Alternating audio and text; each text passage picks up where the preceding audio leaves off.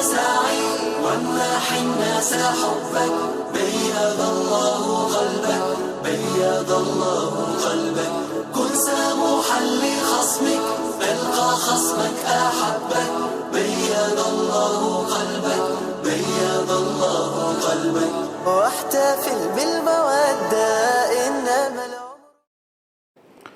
Assalamu alaikum wa rahmatullahi wa barakatuh. Ahlan wa sahlan wa marhaban bikum. Welcome to the first edition of the Sulaimaan Ravat show for the year 2020 that's coming to you live from our studios in Sunning Hill, Johannesburg.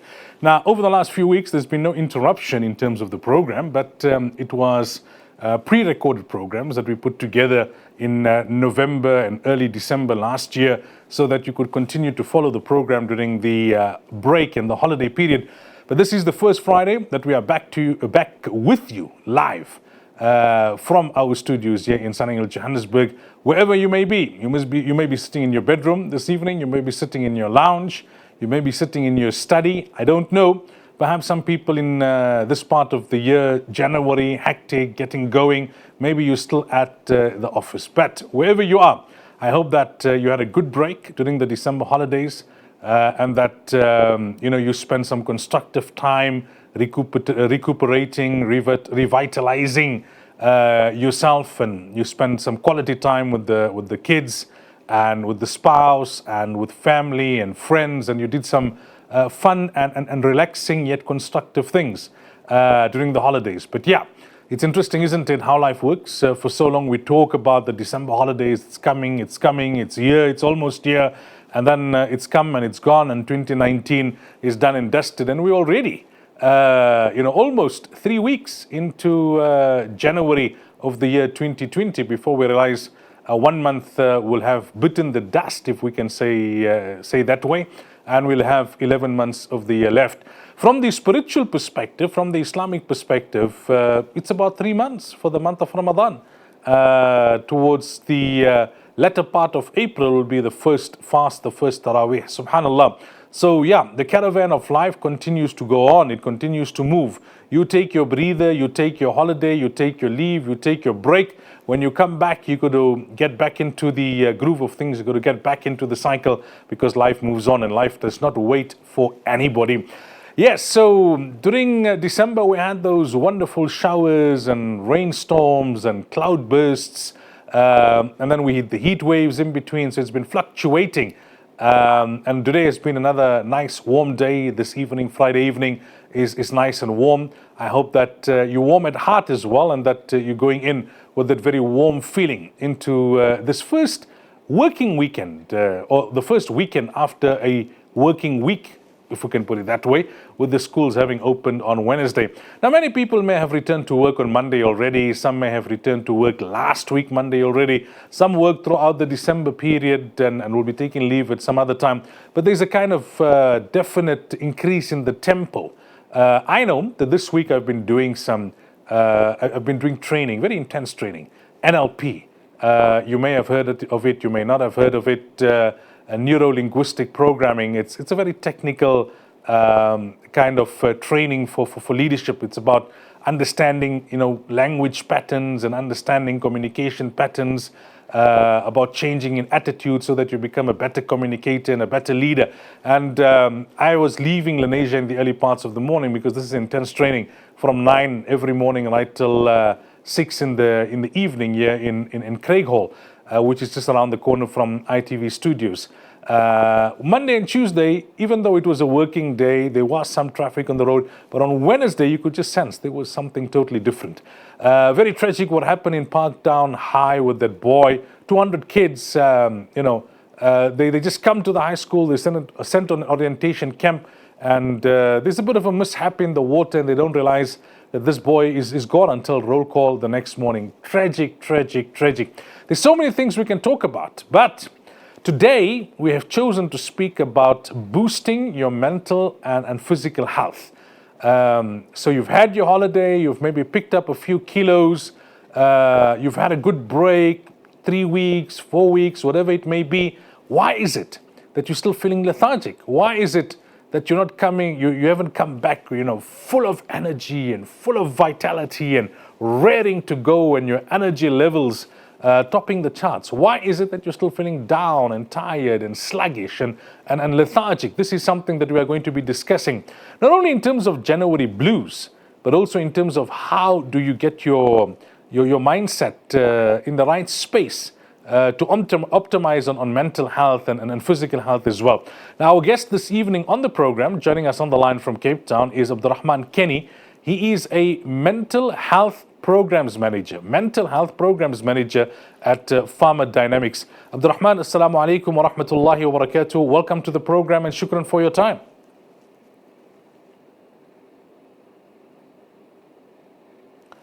Abdurrahman, can you hear me? Assalamu alaikum wa rahmatullahi wa barakatuh. Welcome. Well, it's wonderful to have you on the program. Firstly, before we continue with the discussion, just tell our viewers a little bit about yourself and what you do. So I am the Central Nervous System Portfolio Manager at Pharma Dynamics. Mm-hmm. And what does that mean? Simplify it for us. So to cut a long story short, I manage the mental health portfolio, a portfolio of medications that deal with certain mental illnesses in South Africa. Mm-hmm. Now, let's define mental health. I mean, those are two words there that taken individually can be understood easily, mental and health. But how do you guys define it? So for us at Pharma Dynamics, we define mental health as any issue that affects your ability to function normally as a human being, mm-hmm. From a cognitive point of view. So it's not as simplistic as, well, if I'm stressed, then I got bad mental health. If I'm not stressed, I got good mental health. I'm sorry, Moulana, I couldn't hear what you said there. Yeah, I'm saying that when it comes to mental health, people sometimes have this very simplistic viewpoint that, hey, if I'm stressed, it means my mental health is bad, and a good mental health means having no stress. When it comes to mental health, there are many factors associated with it, and stress definitely has an effect on your mental health. So it is something that we would like to keep to a minimum as well. In this day and age, when we are trying to maximize our productivity, for example, at work, there can be certain stresses associated with that, which we would like to keep to a minimum. Mm-hmm. All right, so why is this topic so relevant in January, about mental health and optimizing mental health? It's something that ought to be important at any given time. But why does it come into sharper focus during January? So in January, if we think about when that is, the kids are going back to school, people are starting to go back to work, and many of us are struggling to actually get back into the swing of things, mm-hmm. In terms of our productivity. And if we think about why that is, January is the month just after the holiday period, so there are various holidays associated with that, like Christmas and New Year, etc. And it's normal for our body to take a bit of a recovery period that might last a few weeks, and hence why studies have found that January and February are actually the least productive months in the year. Now, just unpack that for us a little further, because one could assume that having had a 3-week break or a 4-week break, or in the case of students, having had a 6-week break, January and February should be the most productive months, and yet the studies are saying that it's the least productive months. Yes, so our body works in cycles, and it uses certain hormones that have ebbs and flows. So, like I said, in December, mm-hmm. Because it's so exciting and filled with all these highs, it's natural for our body to decrease in these hormones like dopamine, for example. And that is why we are struggling to get back into the swing of things. But as we go from month to month, as we get back into the swing of things, our productivity steadily increases, and it actually maximizes in October. So October is actually the month we actually get the most done in the year. And if you think about why that is, That is the month just before November and December, again, the holiday period, where we're trying to maximize what we get done just before we go on holiday again. Now, the holidays have passed, but perhaps this would be useful for us. There are other holidays in the year, and then we can keep this in mind as we go into the next December holiday. Is there anything that can be done during the holiday period that will minimize the impact of this lack or low levels of productivity that we experience in January and February? Yeah, so when we do have holidays, it's important for us to use that period as a restorative period. So we need to settle down and try and recover fully during our holiday period. These cycles happen not only on a month-to-month basis, but also on a weekly basis and a daily basis. So, for example, if we look at the week, we are more likely to produce or get the most done early in the week compared to later in the week. So if we want to maximize our productivity, we actually want to get as much done on the Monday, Tuesday, Wednesday, so that we can afford to taper off as we reach the end of the week. Friday has been shown to be the least productive day in the week, so that we can then go into the weekend and have a restful weekend where we can restore ourselves both mentally and physically, so that we can get back into the swing of things on Monday again. Now, you mentioned about January and to some extent February being low in terms of productivity levels because of what happens during December. Do we then have the same explanation for what we call sometimes the Blue Monday? Is Monday the day of the week where the levels of productivity are a bit low? Yes, so that is exactly why we suffer from these productivity dips on Monday. So if or the recommendation in order to avoid this Blue Monday is actually to have a restful weekend, so that by Monday you are fully rested and ready to go. All right, Abdurrahman, we're going to take a quick break. When we come back, inshallah, we will continue the discussion.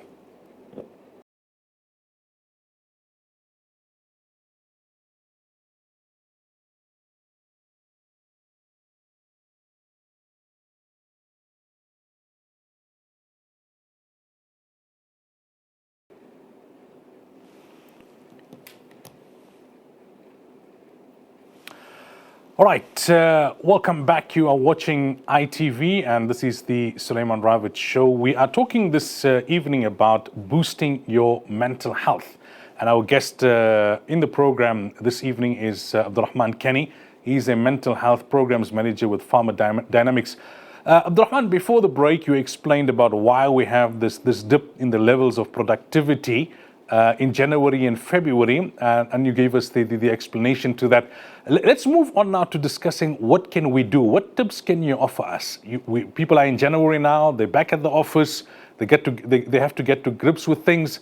Where should they start? How should they plan to be more productive, to boost their mental health?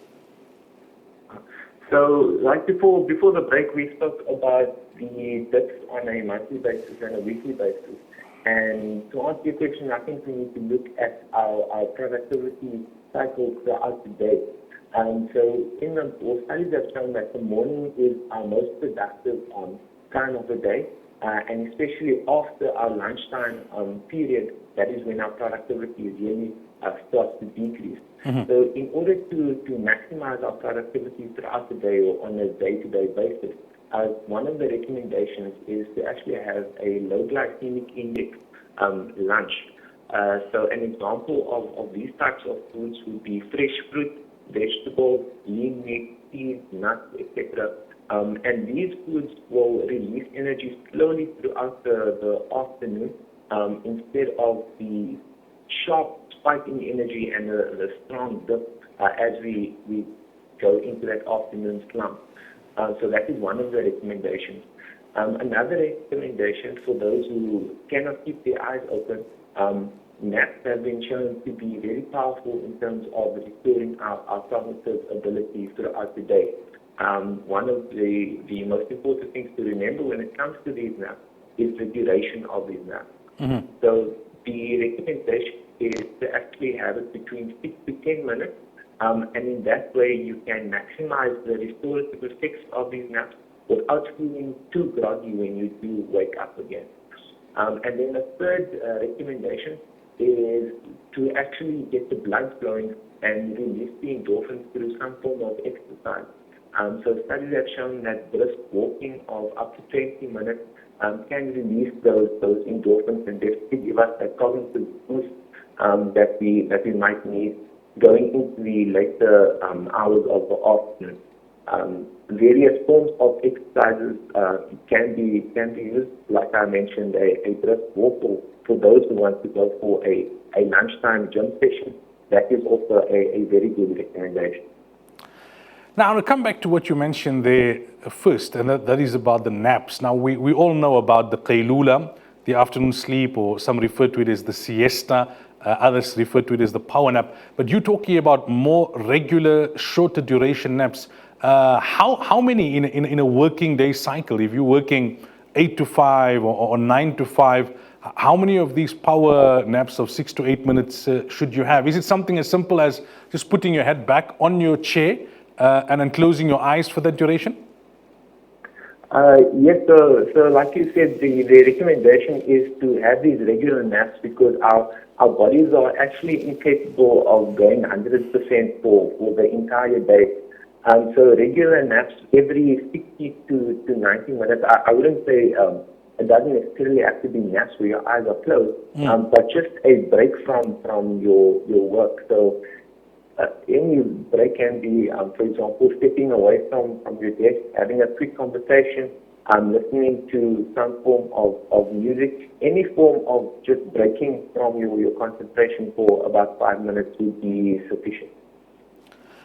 What about the role of your main sleep? I've heard people say, and I've come across some articles, that the quality of your sleep at night and the entire routine before you go to bed, when you wake up, how much you sleep, what you do just before you go to bed, all of that has an impact then on your productivity levels the next day. Yes, that is a very important point. So the cycle that actually manages that system is called the circadian rhythm. And that is a system that runs for 24 hours or manages our energy levels over the 24 hours. And like you said, the quality of our sleep is very important in order for us to maximize our energy levels and productivity levels in the morning.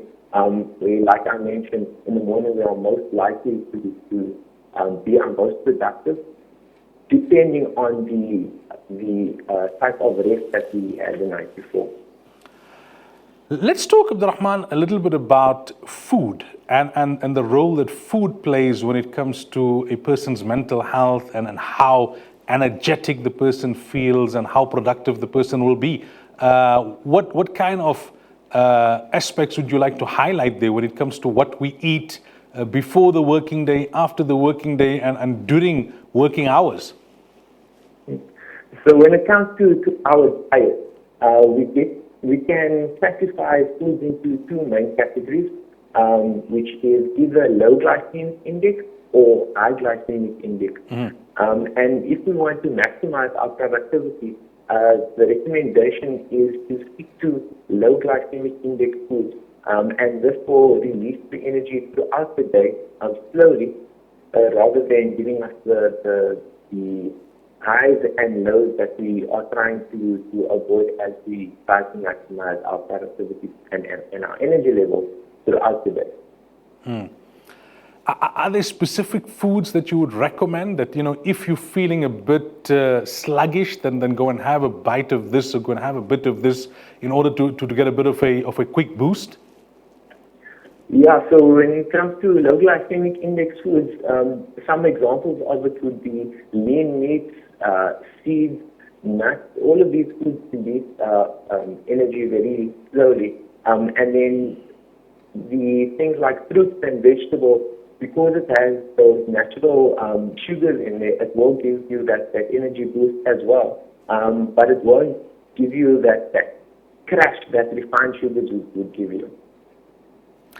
What about the notion that people who work hard and long hours and stressful jobs, they need to constantly be drinking coffee? I don't know if this is a notion that people have picked up from the movies, wherever where you see these people who are working long, hard days, constantly going to the coffee machine and having another cup.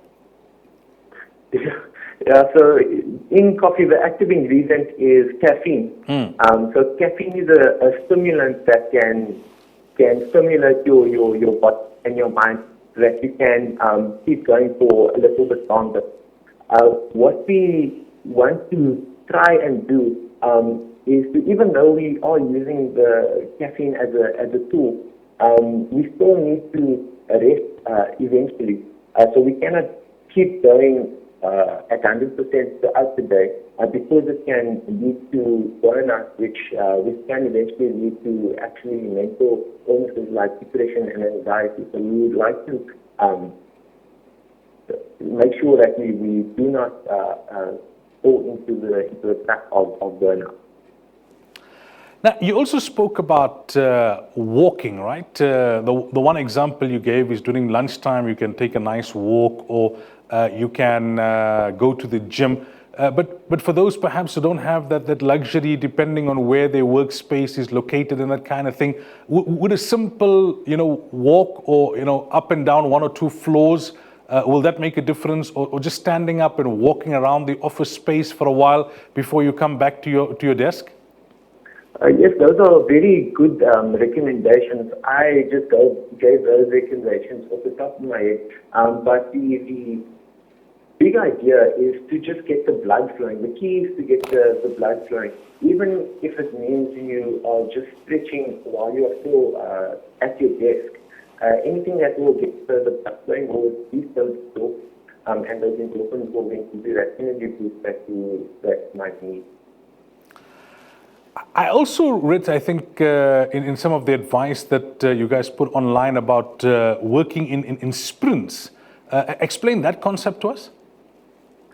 So what that is referring to is our natural cycles that we are working in. So the cycle duration is between 60 and 90 minutes. So the recommendation is to actually work within these before the sprint from 60 to 90 minutes, and then after that it's important for you to have a 5 to 10 minute break where you can then restart the cycle the next 60 to 90 minutes. So that is what you were referring to there when you were talking about working in little blocks or sprints. What advice would you give to employers, to board members about the overall environment and ambience of the workplace? What can they do to try and make it easier for their employees to be more productive and to boost the mental health of those who work in their companies? Yeah, so from a employer's perspective, obviously they want the employees to be as productive as possible. And in order to do that, it's important for everyone to recognize these natural cycles or these ebbs and flows in energy levels that all employees have, and to enable the employees to then take these regular breaks that they need. It might sound counterintuitive that in order to be our most productive, we need to take regular breaks, but in the long term, it will be for the betterment of all employees in order to create an environment where these breaks are encouraged. Do simple things like the color of the paint on the walls and whether you have plants and those kind of things, does it make a difference to a person's state of mental health? Yes, it does have a massive effect. So colors have a very strong effect on our mood because the colors, our brain interprets that as being outside. For example, if we do see these bright colors, and sunshine has been shown to have a massive effect on our mood, and that is why the recommendation is also to if possible, to sit by a window, or if there is no window where you can get that natural sunlight, to take regular breaks and actually go outside and have some sunlight and get those exposure to those bright colors.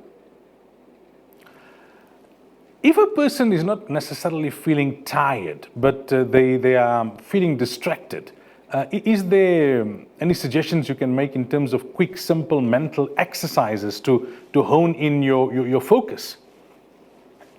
There are various recommendations. Sometimes just a break from concentration can be enough, but different people respond differently to different stimuli. Some other recommendations is actually to go in through some type of music or audio stimulation. Also, sometimes people need to actually work by themselves or get away from the distractions of other people around them.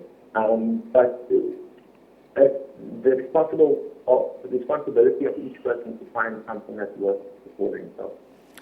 If we look, Abdurrahman, at the modern world that we live in, what are the factors that hamper good mental health? We hear a lot about the cell phone, and that it constantly distracts us and it stresses us, and that every time there's a message of the WhatsApp, you want to look at it, and then it stirs and gives rise to different emotions.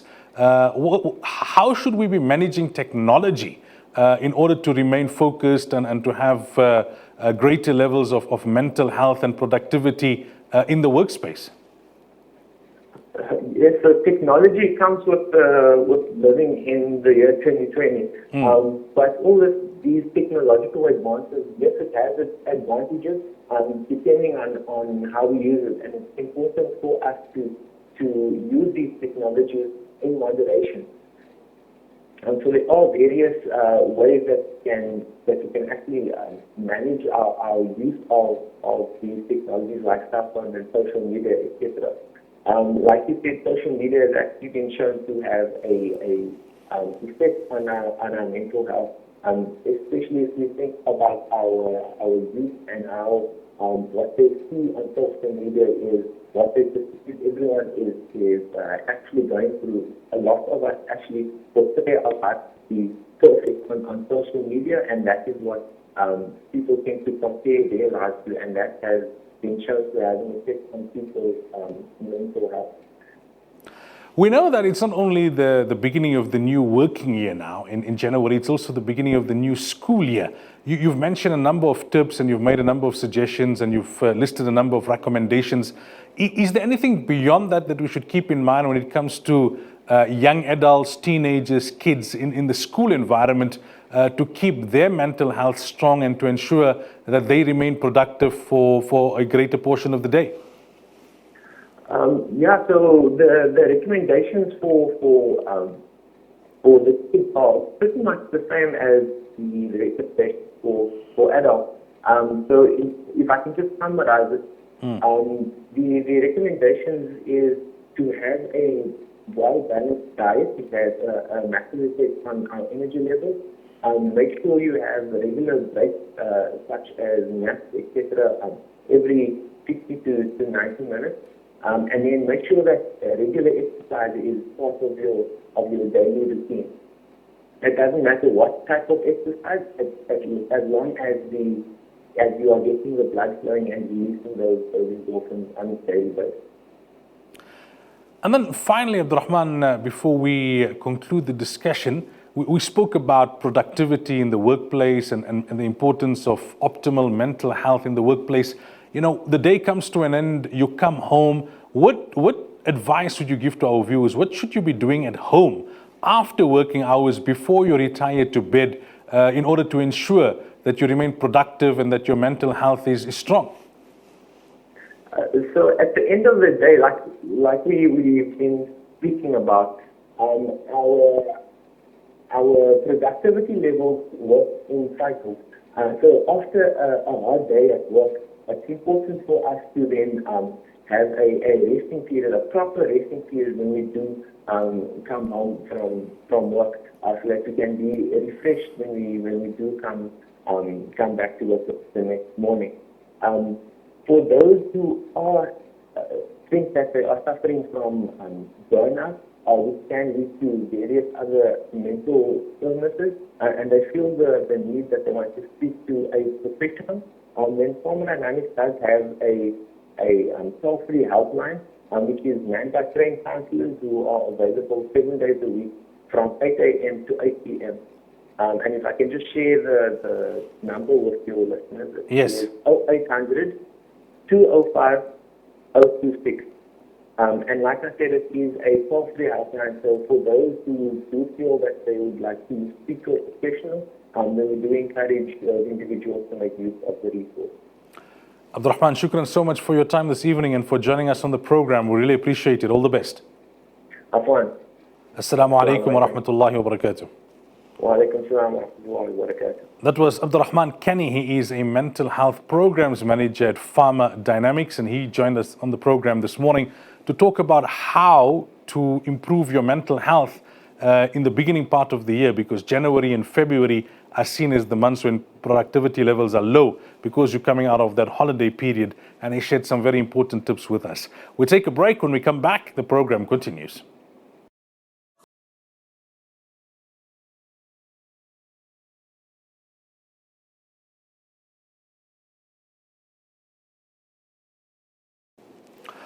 All right, welcome back. So you are watching the Sulaimaan Ravat show on ITV this beautiful Friday evening. Before the break, we were speaking to Abdurrahman Kenny, and his area of expertise is mental health. And we thought it was an important discussion to have in this beginning part of the year. There's 2 points that I want to make as a kind of add on to the discussion. He's the expert. He was giving us his expert opinion and tips and recommendations.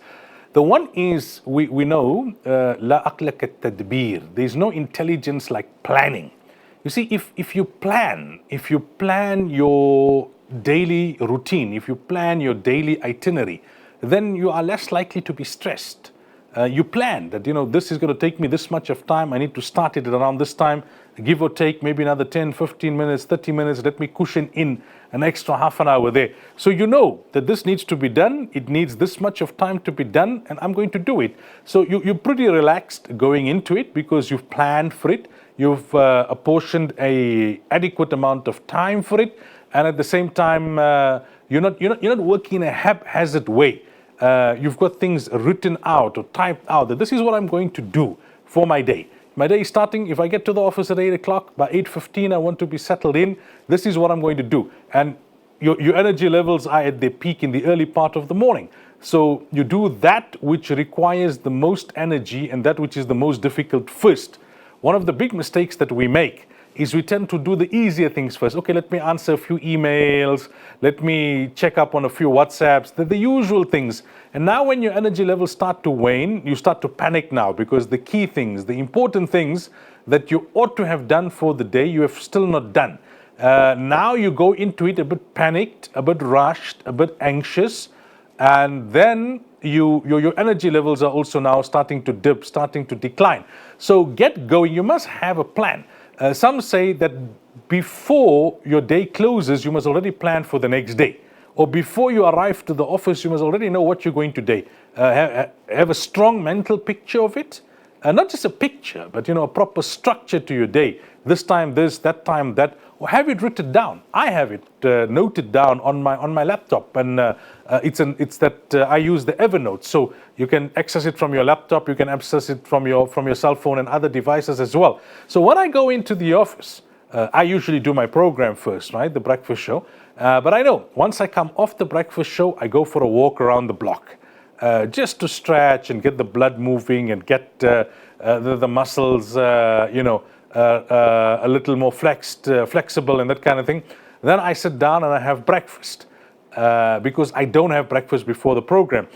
In media, they tell you if you have things that are made of dairy products, it kind of like leaves a film in the inner part of your mouth, and that slurs your speech a little. And especially on radio, those mics are extremely sensitive and it picks up. Anyway, I find it better to do the program on an empty stomach. I'm just sharing my own little routine with you to give you some perspective. So then I have my breakfast. And what I try to do is when I have a breakfast, it's just to, zone out from everything else. Just focus, enjoy the meal, chew nicely, savor it. Takes you 10 minutes, 15 minutes at most. Then I relook my to-do list and you get started. And every hour, take a bit of do something different. Either just lay back in your chair, knock your head back a bit, close your eyes, or stand up, go to somebody's desk. Rather than phoning them from your desk or rather than talking across the room, just walk across and go there and speak to them. In terms of our office environment, sometimes maybe take them to the boardroom. If you've been working 2-3 hours straight in your office and now you need to meet with someone, say, let's go to the boardroom and chat there. Or let's sit in the waiting lounge and have a quick chat there. Just change location a little bit, change routine a little bit. Even your bathroom break, take it at a strategic time. So when you're going to the bathroom, then you're moving on the way in or out, you'll talk to 1 or 2 people. Not waste time, where you're not managing your time properly. So plan. La aqlaka tadbir. Be plan. When you have a plan, then you are calm. When you have a plan, then you are confident. When you have a plan, then you're going to manage your time well. And the second thing is moderation. So everything that you do, you have to do it in moderation. These breaks, you can't take lengthy breaks. Some staff take advantage, and that's where employers get upset, and then they overcorrect. Where all the time they're on a break, smoke break, tea break, this break, that break, and then what's left of the 8 hours, and then they go for the lunch break 10 minutes earlier, and they come back 15 minutes later, and they knock off 10 minutes earlier, and they come 15 minutes late to work. So a whole hour, 2 hours of the day is lost. Now that's not being productive. Whatever you do in moderation. Your sleep, it must be not too little. Some people it's like fashionable. These things we pick up from the movies and the book and novels. You work till 1-2 o'clock in the morning, then you sleep, and then you pump the coffee, the next morning, and you come to work and you feel, no, I really put in the hours last night. Once off, here and there, big project, major deadline, you're a bit overwhelmed, understood. And you can compensate for it on the weekend or something. But if it's part of your routine, if it's happening every now and again, it's not healthy for you physically, it's not healthy for you mentally. And these things work in tandem, right? When there's a problem with your physical health, it impacts on your mental health. If you've got a pain in your body somewhere, right? Simple thing. Let's say you get a cut here, a paper cut. It's a small thing, nothing life-threatening. There's not even blood flowing. But that paper cut, that sting, now it affects your levels of concentration. And the other way around, whatever happens in your mind has an impact on your body. So mentally, if you are not well, mentally, if you are not feeling healthy, you are overstressed, you are over anxious, you're close to flatlining, you're close to breaking down. It starts having an impact on your body. You start feeling sluggish, you start feeling fluish, you start feeling pains, your muscles stiffen, you get pinched nerves, and all of these kind of things. We hear it from the experts. So you got to maintain the balance both ways. Eat, but eat in moderation. Eat the right things. Eat the right kind of snacks, the right kind of foods. Some people, they're addicted to tea, every half an hour. So then you're losing time. Every half an hour, you've got to go and get a cup of tea, and then you've got to take something with it to nibble on it and that kind of thing. So 2 things I've been emphasizing here post our discussion with Abdurrahman Kenny. La aklaka tadbir. Plan your day. There's no intelligence like planning. Plan your day, plan your week, plan your month, plan your year. Have a 5-year plan. Have your long-term goals and ambitions, personal as well as for work. Of course, it's not going to be perfect. وَمَكَرُوا وَمَكَرَ اللَّهُ. We plan and then Allah plans. And Allah's plan is the best. Sometimes when you look back at the end of the week, you say, hey, I planned to do ABC, but then the way things flowed, I ended up having to do XYZ. But at least ABC needs to be done. And because XYZ came unexpectedly and it had greater priority, I did it fine, I dealt with it. But if you don't have a plan, you're just going to float. And then you're going to feel overwhelmed, and things are going to come to you unexpectedly, and you're not going to be able to do things in an order of priority, in order of merit, and that is going to have an impact on your mental health and your physical health. So these are some things that we need to keep in mind as this working year gets going, January 2020. Time for our final break.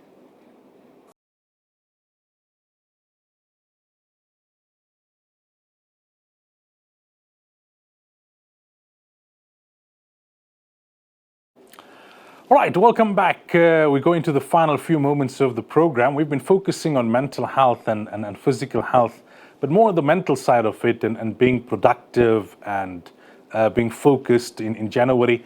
They say January and February, the levels of productivity dip because of the kind of routine that we have in December, and then we need to take time to get back into it. But listen, from an Islamic perspective, we need to understand every second that passes is a second that has passed away. It's not going to come. So we can't say, oh, even the experts say that January and February are slow months. You only start getting productive in March, and your most productive month is in October. These things are there on its place. But as Muslims, we need to be as productive as we possibly can be every day of our lives. I said this before December as well, that be productive in the way you relax. Be productive in the way you conduct yourself over the weekends. Have some sort of a plan. Already as I was driving in for the program this evening, I was thinking, tomorrow morning, what am I going to do? What do I need to do? What's important? Because there is a bit of work that kind of flows into the weekend. So, okay, tomorrow morning between 9 and 12, I want to get all my work done. Then in the afternoon, I'm going to relax in this way. In the evening, I'm attending a wedding function. Sunday morning, I've got a community commitment. Sunday afternoon, I'm going to rest. Sunday evening, I need to put some time aside to prepare for my working week between Monday and Friday. So you need to have some sort of a plan, not maybe necessarily to the minute where you become obsessed and then all the time you are restless, but in a way where you don't lose too much of time in between, even in your evenings. I mentioned earlier in the program that this entire week I haven't been on the radio, for those who follow both the radio and the TV program, because I've been doing this training, neuro-linguistic programming, NLP. It's regarding communication and leadership, your whole attitude towards understanding yourself and understanding people and language patterns and those kind of things. And one of the things I was discussing with the facilitator, if you want to call it that, was that, I said sometimes we have these intense meetings in the evening. It's intense, not necessarily bad, but intense. And I can't sleep after that because I find my mind is still racing. And you see, these are the small tips that make such a big difference. And she said to me, what many people have found to be very beneficial is that when you come home from a heavy day at work, or when you're coming home now after a very intense meeting, don't go straight to bed. Don't go straight and get involved in your family activities. Do something that will break the routine. Something that will break the flow. So go and take a walk. And they talk a lot about walking barefoot on grass if you have grass. Go take a walk. Go take a jog. Go for a run. Or go outside and sit and have a cup of coffee. Something to break it. Something, to kind of switch you into a different mode. And then, go and sleep. If you go straight to go and sleep, it's still going to be playing on your mind. Your mind is still going to be racing. So these are the kind of things that we need to pick up on to make our lives a little bit easier, a little bit less stressed, a little bit more productive. And all of those things will make it much more enjoyable and you'll be much more happier. And do the same for your children. Children have taxing days. I was just thinking about it the other day. Right? Our kids have to wake up for Fajr, then they got to get ready for school, then they go to school, and if it's a Muslim school, it's a lengthy day, or otherwise they come back and then it's maktab. Some of them got hifz classes at night, they got homework. South Africa is probably right on the top of the list in terms of the schools that give the most homework. Other countries are moving away from homework, even moving away from exams, but that's another topic for another day. So it's a very taxing day, it's a very taxing week. They've got teachers on their back, they've got parents on their back. You've got to be on time for the carpool or for the lift club. Then you've got the sporting activities, then you've got tuition, then you've got all of these kind of things. So we're going to teach our children also the proper routine, the balance, to plan themselves, rather than shouting at them all the time, go do your homework, go do your homework, when is the assignment due? Teach them how to plan, so that later on in their lives they'll be able to do it themselves. Teach them how to structure, how to space, how to prioritize. Don't just force on them to get some work done or to get good marks. Teach them these are all life skills that are so important. And the beginning of the year always brings a kind of freshness with it. That's why in companies and organizations, in the beginning of the year, they plan for the year and they come up with new ideas. The real time to do it, and I've been experiencing these last few years, I already do it in November. In November, in work, I plan already for the coming year, so that in January you can get going. And in December, I plan for my personal stuff, for the house and all of the things that we need to do. Even if it's not 100% complete, but if it's 70 or 80% complete, then you put the finishing touches in the beginning of the year. But work on this, people, and for yourself as well as for your children. it's not only something that relates to worldly activities, it has a big spiritual perspective to it, because you'll be getting more barakah in your time, you'll be getting more value from your time, and you'll be getting more value from your life, inshallah. Until next week, fi amanillah. Assalamu alaikum wa rahmatullahi wa barakatuh.